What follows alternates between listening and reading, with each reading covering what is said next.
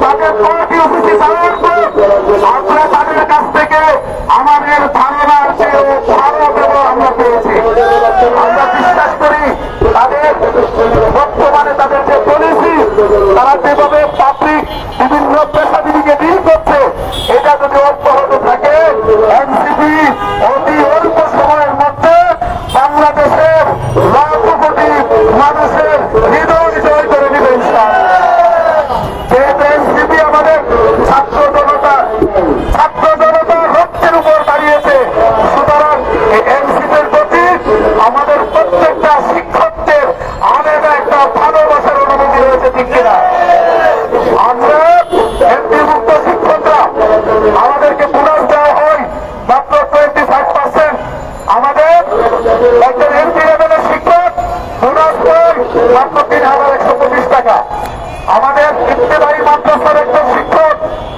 পাই 150 টাকা। এত অল্প টাকা দিয়ে আসলে আমাদের পক্ষে ঈদ উদযাপন করা অনেক কঠিন হয়ে যায়। আমরা আমাদের সন্তানদেরকে যদি কাপড় কিনে দেই, আমরা আমাদের স্ত্রীর জন্য কাপড় কিনতে পারি না, বাবার জন্য যদি কিনি মায়ের জন্য কিনতে পারি না, নিজের জামা কাপড় কেনার চিন্তাও আমরা করতে পারি না। ঈদের মধ্যে ঈদুল ফিতরে আরো অন্যান্য সামগ্রী কিনতে হয়, এগুলো আমরা কিনতে পারি না। ঈদুল আজহায় আমাদের এমনিভুক্ত শিক্ষকদের ম্যাক্সিমাম কুরবানিটা পর্যন্ত দিতে পারে না। এই শিক্ষক তার মাথা শুধু হয় তার স্ত্রীর কাছে, তার সন্তানের কাছে, তার বাবা মার কাছে, তার সমাজের কাছে। একজন শিক্ষক যে জাতি গড়ার কারিগর, এই জাতিকে গড়ছে এই শিক্ষক কুরবানির সময় কুরবানি না দিতে পারার কারণে তার মাথা গোটা সমাজের কাছে নিচু হয়ে যায়, ঠিক কিনা? আমরা এই জন্য সরকারকে বলেছি, আমরা এতদিন কৃষিবাদী সরকারের সময় বারবার প্রস্তাবে এসেছি, 44 দিন, 22 দিন, 18 দিন লম্বা প্রোগ্রাম করেছি, আমাদের কথা কেউ শুনে নাই। এখন আর সেই সময় নেই। যারা আছেন আপনারা বৈষম্য দূর করার স্লোগান নিয়ে আপনাদেরকে আমাদের ছাত্র জনতা ক্ষমতায় বসিয়েছে, সেই আশা নিয়ে আজকে আমরা এসেছি। আমরা বিশ্বাস করি এনসিপি যে বৈষম্য দূরীকরণের স্লোগান নিয়ে যাত্রা শুরু করেছে, শিক্ষা ক্ষেত্রে সকল বৈষম্য এনসিপির মাধ্যমে আগামী দিনে দূর হবে ইনশাআল্লাহ।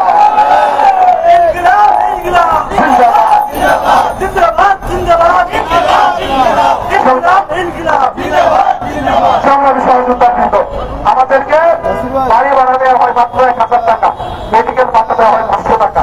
এই 1,000 টাকা দিয়ে বাংলাদেশের কোথাও পরিবার নিয়ে চিন্তার মতো বাড়ি আমরা পাই না, ভাড়া দিতে পারি না। 500 টাকা দিয়ে তবে ডাক্তারি দেখাইতে পারি না, আমি কিভাবে আমার চিকিৎসা লাভ করবো? এই জন্য আমরা এই জন্য আমরা উপদেষ্টা মহোদয়কে বলছি যে আমাদের বাড়ি ভাড়া মেডিকেল ভাতা আপনি বাড়ানোর সিদ্ধান্ত ইতিমধ্যে নিয়েছেন, কতটুকু বাড়াবেন আপনারা এটা নিশ্চিত করেন। এই দুইটা কাজ করলে 17 টাকা আর আমাদের বাড়ি ভাড়া মেডিকেল ভাতা কতটুকু বাড়াবেন এটা স্পষ্ট করলে, কারণ আমরা কোন সরকারকে টাকা দিয়ে ফেলতে আসি নাই, কারণ এই সরকার আমাদের সন্তান জন্য শিক্ষার্থীদের রক্তের উপর দাঁড়িয়েছে। এই সরকারকে দেখা যায় আমরা ফেলতে যত দ্রুত সম্ভব শান্ত ভাইয়েরা আছেন, উনি গুরুত্বপূর্ণ দায়িত্বে আছেন শিক্ষা বিষয়ক, উনি সবকিছু দেখেন। আমি আশা করি আজকে উনি দেখে যাওয়ার পর ওরা সিনিয়র নেতৃবৃন্দের সাথে কথা বলে নিশ্চয় ওনারা একটা ব্যবস্থা নেবেন। আমাদের শতভাগ উৎসবটা যাতে হয়, আমাদের বাড়ি ভাড়া মেডিকেল ভাড়া কতটুকু বাড়াবে এটা যাতে নিশ্চিত হয়। আমরা এনসিপি সহ সকলের আমরা সহযোগিতা চাই, শান্ত ভাই সহযোগিতা চাই। আমরা আশা করি ওনাদের মাধ্যমে খুব অল্প সময়ের মধ্যে আমাদের দাবিটা পূরণ হবে। আমি আর বক্তব্য রাখছি না, এই পর্যায়ে বক্তব্য নিয়ে আসছেন নবগঠিত সংগঠন সারা বাংলাদেশের লাখো কোটি হৃদয়ের স্পন্দন এনসিপির কেন্দ্রীয় কমিটির সংগ্রামী যুগ্ম সদস্য সচিব শিক্ষা বিষয়ক সম্পাদক জনাব ফয়সাল আহমেদ শান্ত ভাই। বক্তব্য নিয়ে আসছেন জনাব ফয়সাল আহমেদ শান্ত ভাই।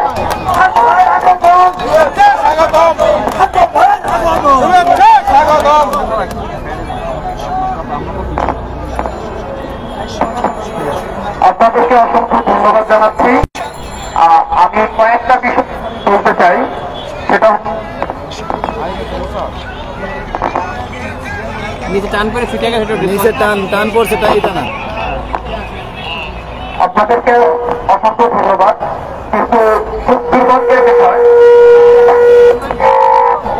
হ্যাঁ হয়েছে হয়েছে হয়েছে খুব দুর্ভাগ্যের বিষয় হচ্ছে বর্তমান সময়ে আমি একটা বিষয়ে অন্তত আমার বিষয়ে আপনাদেরকে অনুরোধ করতে চাই। আমি যখন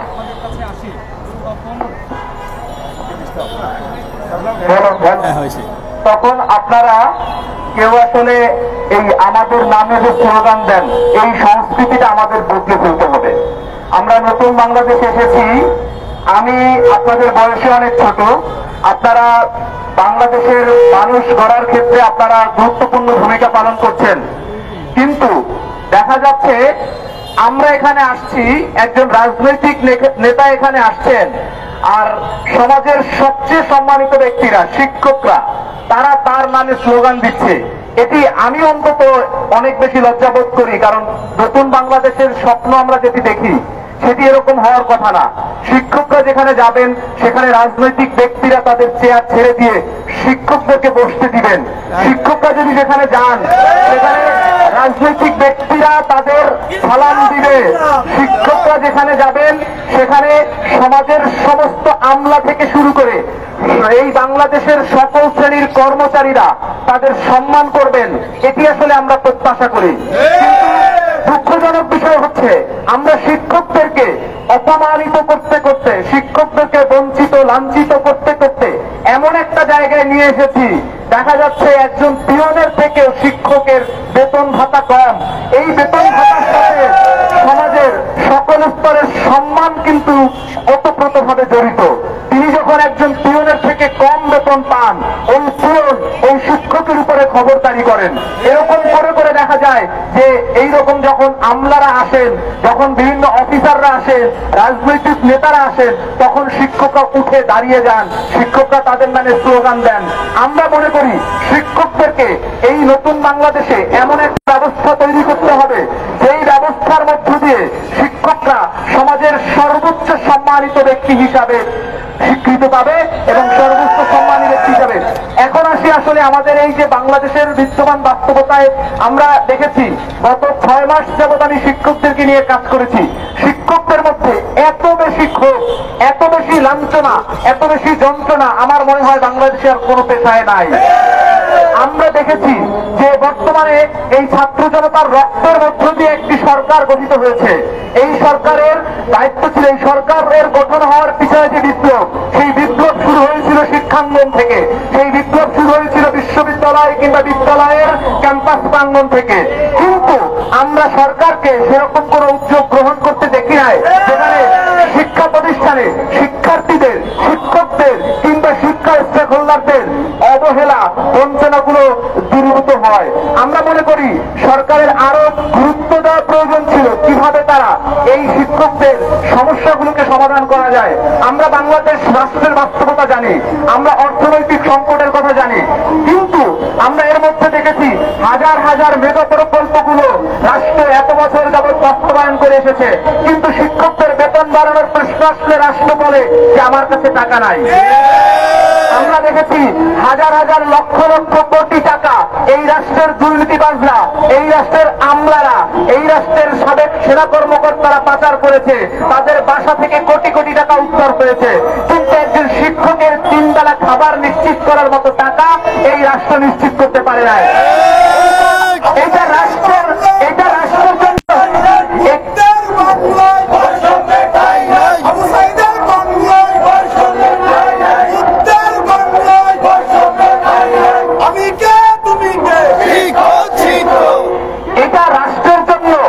ভয়ঙ্কর লজ্জাজনক। আমরা 53 বছরে যেখানে বলছি শিক্ষাকে একটা গুণগত পর্যায়ে নিয়ে যেতে হবে, সেখানে একজন শিক্ষক যদি সাধারণ জীবনযাপন করতে না পারেন তাহলে আপনি শিক্ষা ব্যবস্থাকে কিভাবে গুণগত জায়গায় নিয়ে যাবেন? আমরা জানি এই শিক্ষকদের তো রাস্তায় থাকার কথা না, তারা এখানে 20 দিন 10 দিন যাবত এখানে অবস্থান করেছেন। আপনারা জানেন এই রাষ্ট্রের অন্য কোন কর্মচারীকে কিন্তু রাস্তায় পড়ে থাকতে হয় না। আপনারা জানেন এই রাষ্ট্রের আমলারা যারা নিজেরা সিদ্ধান্ত নেয়, তারা তাদের বেতন বাড়ানোর প্রয়োজন হইলে তারা বেতন বাড়ায়, তারা তাদের সুবিধা বাড়ানোর প্রয়োজন হলে সুবিধা বাড়ায়, কিন্তু রাষ্ট্র ব্যবস্থার যে অর্থনৈতিক সিদ্ধান্ত, বেতন কাঠামোর সিদ্ধান্ত, সেই কোন সিদ্ধান্ত কিন্তু শিক্ষকদের কোনো পার্টিসিপেশন নাই। সে কারণে শিক্ষকদের কথা বলার যে আকাঙ্ক্ষা, কথা বলার যে চাহিদা, কিংবা তারা কি বলতে চায় সেই আকাঙ্ক্ষাটা কিন্তু এই রাষ্ট্র কারো থেকে শোনে না। এবং সবচেয়ে লজ্জাজনক বিষয় হচ্ছে আপনারা দেখেন এখানে অনেক শ্রেণীর শিক্ষক এখানে বসে আছেন, সেই শিক্ষকদের এখানে 10 দিন 20 দিন বসে আছেন। রাষ্ট্রের কি এমন কোন গুরুত্বপূর্ণ একজন ব্যক্তি নাই যিনি এই শিক্ষকদের কথা এসে শুনবেন? রাষ্ট্রের কি এমন কোন স্টেক হোল্ডার নাই, রাষ্ট্রের কি এমন কোন দায়িত্বপ্রাপ্ত ব্যক্তি নাই যিনি এই শিক্ষকদের সমস্যাগুলোকে সমাধান করবেন? আমরা জানি তাদের দাবি আপনারা একদিনে ডে নাইট পরিবর্তন করতে পারবেন না কিংবা পূরণ করতে পারবেন না, কিন্তু কিভাবে একটা যৌক্তিক পদ্ধতিতে কিভাবে এই গ্রুপগুলোর ক্ষোভগুলো প্রশমন করে কিভাবে একটা সমঝোতার মধ্য দিয়ে তাদের একটা মিনিমাম আজ দ্বিতীয় রমজান, আপনারা বিভিন্ন বড় বড় বিল্ডিং এ বসে রমজান পালন করছেন, আপনারা সেখানে বিলাসী ইফতার পালন করছে, ইফতার খাচ্ছেন, কিন্তু শিক্ষকরা এখানে রাস্তায় দিনের পর দিন কাটাচ্ছে, খেয়ে কাটাচ্ছে, না খেয়ে কাটাচ্ছে। একজন শিক্ষক যিনি সমাজের সর্বোচ্চ সম্মান নিয়ে চলেন, যিনি সর্বোচ্চ ব্যক্তিত্ব নিয়ে চলেন, তিনি কতটা অপদস্থ হলে, তিনি কতটা বঞ্চিত হলে এইরকম ঢাকার রাস্তায় মেট্রো রেলের নিচে এসে তাকে দিনের পর দিন শুয়ে থাকতে হয়, বসে থাকতে হয়। একটা সামান্য একটা পলিথিনের উপরে তারা বসে আছে, তাদের এখানে বসার মতো পর্যন্ত ভালো একটা পরিস্থিতি নেই। আমরা জানি বাংলাদেশের অনেক সংকট রয়েছে, কিন্তু সকল সংকটের দায় আপনারা শিক্ষকদের উপরে দিয়ে দিতে পারবেন না, সকল অভাব আপনারা শিক্ষকদের উপরে দিতে পারবেন না। আপনাদেরকে মাথায় রাখতে হবে, বাংলাদেশের রাষ্ট্রের যতগুলো সার্ভিস হোল্ডার আছে তাদের মধ্যে আপনারা যেভাবে সমন্বয় করে সবাইকে একটা মিনিমাম জায়গায় নিয়ে যান, শিক্ষকদেরকেও সেই সমন্বয়ের মধ্যে ইনক্লুড করতে হবে। আমরা বলতে চাই আমাদের অভাব আছে, আমরা জানি সেই অভাবের মধ্যে আমরা কিভাবে একটা গুণগত শিক্ষা ব্যবস্থা পরিবর্তন করতে পারি, শিক্ষা ব্যবস্থা নিয়ে আসতে পারি, সেই জায়গায় রাষ্ট্রকে আরো বেশি গুরুত্ব দিতে হবে। আমরা জাতীয় নাগরিক পার্টি থেকে স্পষ্ট বলতে চাই, আগামীর বাংলাদেশে আমরা এমন একটা শিক্ষা ব্যবস্থা প্রবর্তন করতে চাই, এমন একটা শিক্ষা ব্যবস্থা দেখতে চাই, যেই শিক্ষা ব্যবস্থায় শিক্ষকরা হবে অবহেলিত থেকে মুক্তি পেয়ে তারা হবে সম্মানিত, এবং তাদের বেতন কাঠামো এমন হবে যে শিক্ষকদের কারো দরজায় কারো কাছে তাদের নিচু হতে হবে না। এবং একই সাথে এই বেতন কাঠামোর মধ্যে যে আমরা শিক্ষকদেরকে দায়িত্বশীল করতে চাই, তারা যেন শিক্ষার্থীদের প্রতি সর্বোচ্চ দায়িত্বশীল হয় এবং তারা যেন শিক্ষার্থীদের প্রতি যত্নবান হয় এবং নিজেদের শিক্ষাঙ্গনে তাদের যে ডিউটিগুলো রয়েছে সেগুলো সঠিকভাবে ফিল আপ করে। আমরা তাদেরকে একটা যথাযথ সম্মান দিতে চাই, আবার তাদের থেকে আমরা রেসপন্সিবিলিটি আদায় করে নিতে চাই। এই দুটি জিনিস যদি নিশ্চিত করা যায় যে শিক্ষকদেরকে আপনারা যথাযথ সম্মান দিবেন এবং একই সাথে শিক্ষকরা তাদের দায়িত্ব পালন করে যথাযথভাবে, তাহলে বাংলাদেশের শিক্ষাঙ্গনে আর সংকট থাকবে না। আমরা জানি শিক্ষা ব্যবস্থাগুলো যারা চালায় তাদের সন্তানদেরকে কেউ এই বাংলাদেশে পড়ান না, তারা এই শিক্ষা ব্যবস্থার উপরে ভরসা করতে পারেন না, তারা নিজেরা কেউ শিক্ষক না। কারণ কি? তিনি শিক্ষকের কষ্টটা বোঝেন না। আমরা আগামীর বাংলাদেশে এমন একটা বাংলাদেশ প্রবর্তন করতে চাই, যিনি শিক্ষা সচিব হবেন তার সন্তানকে বাংলাদেশে মাটিতে পড়াতে হবে। এই শিক্ষা ব্যবস্থার আইন নিয়ম কানুন পরিবর্তন করবেন, তাকে আগে 5 বছর 10 বছর শিক্ষকতা করে আসতে হবে। জানবেন যে একজন শিক্ষকের কি কষ্ট, তিনি জানবেন ক্লাসরুমে পড়াতে গেলে তিনি কি কি ধরনের সংকট ফেস করেন, একটা গ্রামের প্রত্যন্ত স্কুলে কি কি ধরনের রুট, কি কি ধরনের বাজেট, কি কি ধরনের সুবিধা প্রয়োজন, এগুলো জানার নিশ্চিত না হলে আমরা মনে করি বাংলাদেশের শিক্ষা ব্যবস্থা কখনই গুণগত পরিবর্তন হতে পারবে না। আমরা এই সরকারকে স্পষ্ট বলতে চাই যে আপনাদের প্রতি আমাদের আস্থা আছে, আপনাদের উপরে আমরা এখনো ভরসা করতে চাই, কিন্তু আমাদের ধৈর্যের বাঁধ আপনারা ভেঙে দিবেন না। আপনারা দ্রুত সময়ের মধ্যে এই শিক্ষকদের প্রতিনিধিদের সাথে বসে কতটুকু দাবি আপনারা কত সময়ের মধ্যে কিভাবে পালন করতে পারবেন, কিভাবে তাদের দাবি মেনে নিতে পারবেন, সেই জায়গায় সুস্পষ্ট একটি ঘোষণা দেন। শিক্ষকরা রমজান মাসে রাস্তায় বসে থাকাটা এটা একটা রাষ্ট্রের জন্য লজ্জাজনক, এটা শিক্ষা প্রতিষ্ঠার জন্য লজ্জাজনক, এটা শিক্ষা সচিবের জন্য লজ্জাজনক, এটা একটা রাষ্ট্রের নাগরিক হিসেবে আমার জন্য লজ্জাজনক, আমরা যারা নতুন রাজনীতি করতে চাই তাদের জন্য লজ্জাজনক। আমরা রাষ্ট্রের এই লজ্জা কাটিয়ে উঠতে চাই, আমরা রাষ্ট্রের শিক্ষকদেরকে আমরা এখান থেকে বিদ্যালয় ফেরত পাঠাতে চাই, আমরা শিক্ষকদেরকে বাড়িতে ফেরত পাঠাতে চাই। শিক্ষকরা যেন বাড়িতে গিয়ে নিজেরা বিশ্রাম নিয়ে তার শিক্ষার্থীদের সাথে বসে শিক্ষা ব্যবস্থা নিয়ে পরিকল্পনা করতে পারেন। আমরা আপনাদের শিক্ষকদেরকে ধন্যবাদ জানাচ্ছি, আপনাদেরকে এই আপনাদের আন্দোলনকে বিভিন্নভাবে মানুষ বিভিন্ন উস্কানি দেওয়ার চেষ্টা করবে। আপনারা শুধুমাত্র শিক্ষকদের স্বার্থের বাইরে অন্য কোনো রাস্তায় হাতে পা দিবেন না। আমরা রাজনৈতিক দল হিসেবেও বলতে চাই, আমাদের রাজনৈতিক দলের কর্মী হওয়ার আপনাদের দরকার নাই, আমাদের রাজনীতি করার দরকার নাই। শিক্ষকরা যদি শিক্ষকদের জায়গায় যথাযথ সম্মান পায় আর আমরা যদি সেই শিক্ষা ব্যবস্থা নিয়ে কাজ করতে পারি, দেশের মানুষ আমাদের পাশে এমনিই আসবে। আমরা শিক্ষকদেরকে কোনো দলদার দাস বানাতে চাই না, আমরা শিক্ষকদেরকে স্বাধীন সার্বভৌম একটি প্রতিষ্ঠান, শিক্ষা প্রতিষ্ঠানকে বানাতে চাই, যেখানে শিক্ষকরা কোনো রাজনৈতিক দলের সেবা করবে না, তারা কোনো রাজনৈতিক দলের দাস হবে না, তারা থাকবে সমাজের সম্মানিত ব্যক্তি, তারা শুধুমাত্র শিক্ষক, শিক্ষার্থী এবং শিক্ষার্থীদের স্বার্থ নিয়ে কথা বলবে। আমরা এনসিপি জাতীয় নাগরিক পার্টির পক্ষ থেকে আমরা এমন একটা শিক্ষা ব্যবস্থাই দেখতে চাই, সেই শিক্ষা ব্যবস্থা দেখার জন্য আমরা শেষ দিন পর্যন্ত কাজ করতে পারবো ইনশাআল্লাহ। আমরা জানি এই রাস্তাটা অনেক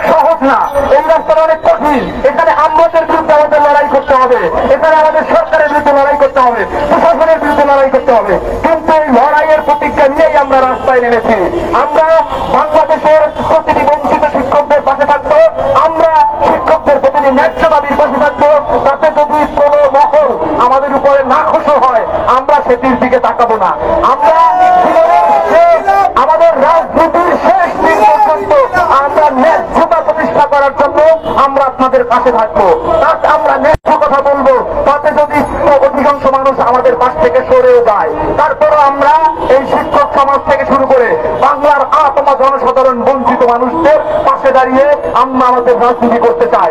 আমাদের ক্ষমতার আগে হচ্ছে আমাদের এই প্রতিষ্ঠানগুলোর একটা গুণগত পরিবর্তন করতে হবে। আমরা বলতে চাই আগামীর বাংলাদেশে যারা রাজনীতি করবেন তারা এই শিক্ষকদের পাশে দাঁড়ান। আমরা বলতে চাই আগামীর বাংলাদেশের যারা রাজনীতি করতে চান, যারা ক্ষমতার লোভে এখনই বিভিন্ন ধরনের প্রতিযোগিতা করছেন, তাদেরকে আমরা বলতে চাই আপনারা সরকারে যাওয়ার থেকে আপনারা খেয়াল করেন কোথায় কোন মানুষগুলো বঞ্চিত রয়েছে, তাদের পাশে দাঁড়ানোর চেষ্টা করেন, জনমানুষের কথা শুনেন। এই প্রাতিষ্ঠানিক যে সংস্কারগুলো প্রয়োজন, এই শিক্ষা ব্যবস্থার প্রতিষ্ঠানগুলো যেভাবে ভেঙে পড়েছে সেই প্রতিষ্ঠানগুলো পুনর্গঠন করার জন্য আপনারা উদ্যোগ নেন। রাজনৈতিক দ্বন্দ্ব, ক্ষমতার দ্বন্দ্ব আপনারা পাশে রেখে আপনারা জনমানুষের পাশে দাঁড়ান, জনমানুষের ভাষাগুলো বোঝার চেষ্টা করেন। আমরা ওই গুলশান পাড়া কিংবা আসলে ওই ধরনের হাই রাইজ বিল্ডিং এর উপর থেকে রাজনীতি করতে চাই না। আমরা এই জনমানুষের প্রত্যেকটা গ্রাম প্রত্যন্ত গ্রাম অঞ্চলের মানুষের ভাষাকে রাজনীতির ভাষায় রূপান্তর করতে চাই। আগামী বাংলাদেশের রাজনৈতিক ভাষা হবে এই জনসাধারণের ভাষা, একজন রিক্সাওয়ালার ভাষা, একজন গ্রাম থেকে উঠে আসা একজন শিক্ষার্থীর ভাষা, একজন শিক্ষকের ভাষা, ওখানে একজন গরিব কৃষক বাবার সন্তানের ভাষা। আমরা এই ভাষাটাকেই জাতীয় সংসদে, আমরা এই ভাষাটাকেই জাতীয় রাজনীতির ভাষা হিসেবে আমরা প্রতিষ্ঠা করতে চাই। আমরা এলিট শ্রেণীর, আমরা ওই অলিগারদের ভাষা, আমরা পরিবারতন্ত্র নিয়ে যেতে চাই। আমরা মনে করি একজন শিক্ষক তিনি সম্মানিত ব্যক্তি হিসাবে মানুষের পাশে দাঁড়ানো তিনি যেমন নৈতিক দায়িত্ব, একজন রাষ্ট্রের সচেতন নাগরিক হিসাবে, একজন রাজনৈতিক কর্মী হিসাবে আমাদের নৈতিক দায়িত্ব হচ্ছে এই শিক্ষকদের পাশে দাঁড়ানো। আমরা বলছি না শিক্ষকদের সকল দাবি আপনাদের আজকের মধ্যে মেনে নিতে হবে, কিন্তু শিক্ষকদের কথা আপনাদেরকে শুনতে হবে।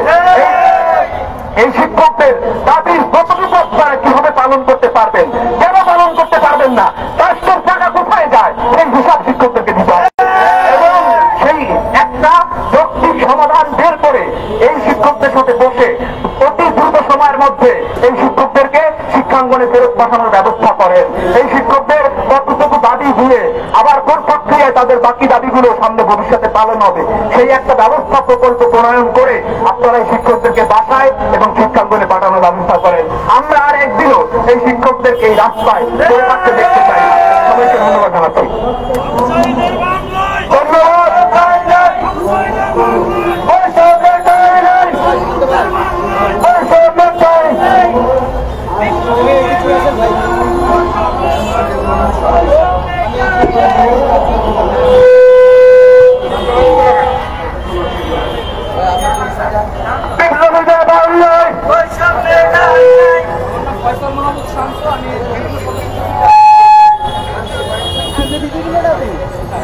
জাতীয় নাগরিক কমিটির ভাই একটু আমার পরিচয় হলো ফয়সাল মাহমুদ শান্ত, যুগ্ম সদস্য সচিব, জাতীয় নাগরিক পার্টি।